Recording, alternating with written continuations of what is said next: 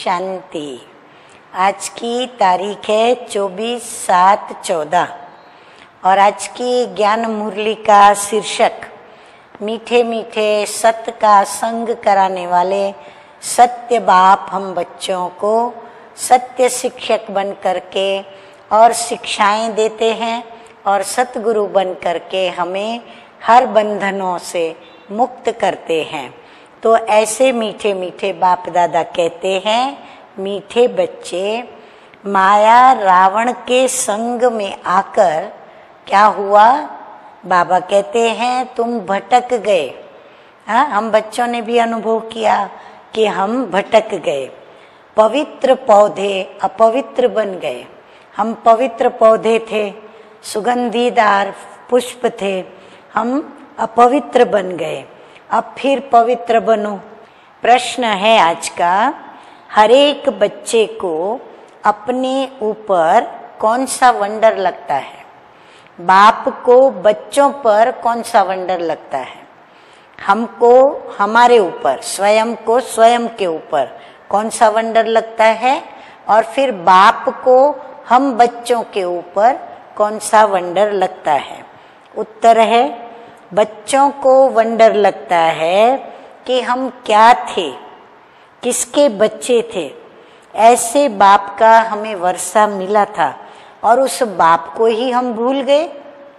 रावण आया, इतनी फौगी आ गई जो रचयिता और रचना सब भूल गया। बाप को फिर बच्चों पर वंडर लगता है।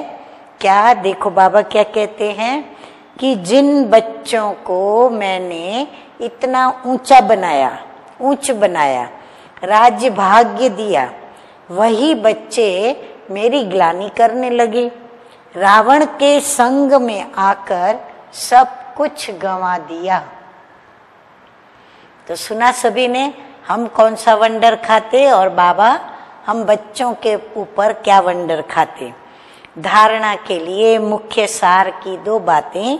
नंबर 1 है, शिवालय में जाने के लिए इन विकारों को निकालना है। इस वैश्यालय से दिल हटाते जाना है। वैश्यालय माना विषय विकारों की दुनिया। शूद्रों के संग से किनारा कर लेना है।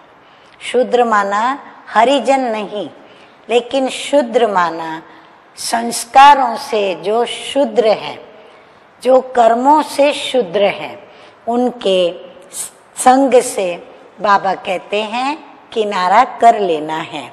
नंबर 2 है, जो कुछ भी बीता उसे ड्रामा समझ कोई भी विचार नहीं करना है।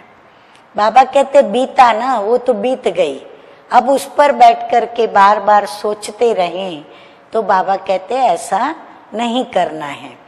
बाबा कहते हैं अहंकार में भी कभी नहीं आना है। कभी शिक्षा मिलने पर फंक भी नहीं होना है।